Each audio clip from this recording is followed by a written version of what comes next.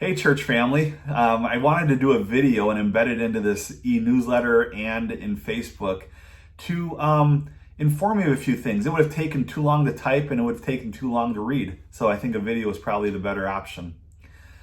Before I say anything, John 16:33 says, I have said these things so that you may have peace. Then Jesus goes on to say, in this world you will have trouble, but take heart, I have overcome.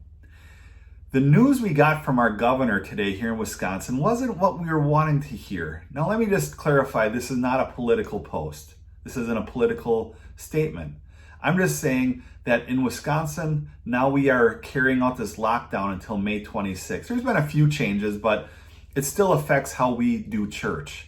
I want to say that I'm very proud of our worship team, Tamara, Brian, Jeremy, on moving forward. It's been a joy to be able to set up everything for you on the software side of life and stream YouTube and Facebook. I will admit I'm not very happy with our YouTube feed, but it's there nonetheless, and I will work on getting that up and running. The big thing I want to talk about, though, is church this Sunday. I encourage you to be there, but stay in your car, okay? Show up. I'm going to have a couple people there to direct traffic. If you're driving an SUV or a truck or something with a little more ground clearance, a crossover, feel free to park on the lawn. Okay, I'm going to probably have it sprayed out so you can have the spots and all and know where to park. But for the rest of us, feel free to use the parking spots. Again, we'll have somebody there. I will tell you that there's one spot on the grass that has a stump, and we'll have a cone on top of that so that you are able to notice that. I tested the FM broadcaster today at church, and I am thoroughly impressed with this. You will not be disappointed. The church sits on the corner of Highway 49, which is North Harrison Street, and Wisconsin Street. I was able to have the FM signal going and then drive out to Highway 49 and hear it just fine. I could hear it all the way down Wisconsin Street for at least a block, maybe a block and a half. And it strongly covers our parking lot. So show up and just stay in your car. I do ask that you use the facilities and whatnot before you arrive. In an emergency, you could use the church one, but we want to adhere to policy as much as possible. Keep your windows up. Instead of saying amen, give me a honk on the horn. That'll be great. And we really want to make this a good situation, because if everything works out well, this is how we're going to do church each week from here on out until we can physically meet again. Now, we will certainly be streaming our Facebook feed and YouTube as well, and that's still accessible through radiantfellowship.net /online-church. So if you don't feel like coming out or you just don't feel safe about it, I totally respect that. And so just visit us, join us online in a virtual kind of way, as you have been for the last month.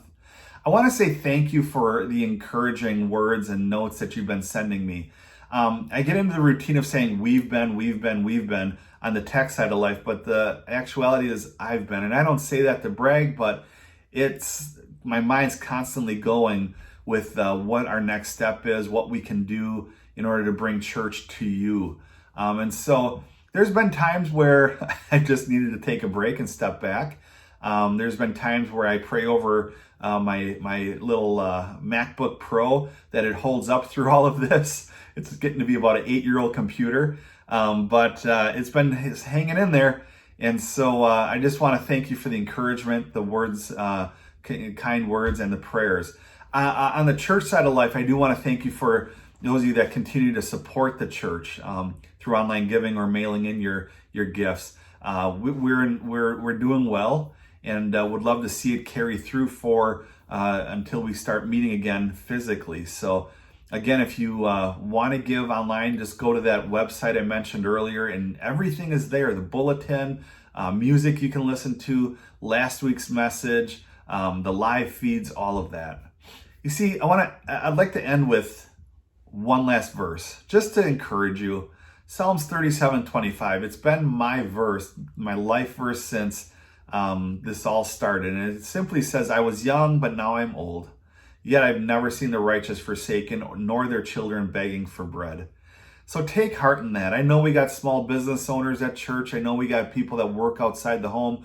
I know we got a lot of parents that have been thrusted into being homeschool teachers. Stay encouraged. God hasn't failed us yet, and He will not begin with this situation here. In fact, this Sunday I want to talk about that very issue. It's going to get some end times conversations going, but it'll be from a level-headedness. So thanks so much for watching. If you have any questions or you want to submit a prayer request or simply chat, you can email me, pastorbobadams@gmail.com. Hope to see you Sunday, either in your car or on the computer.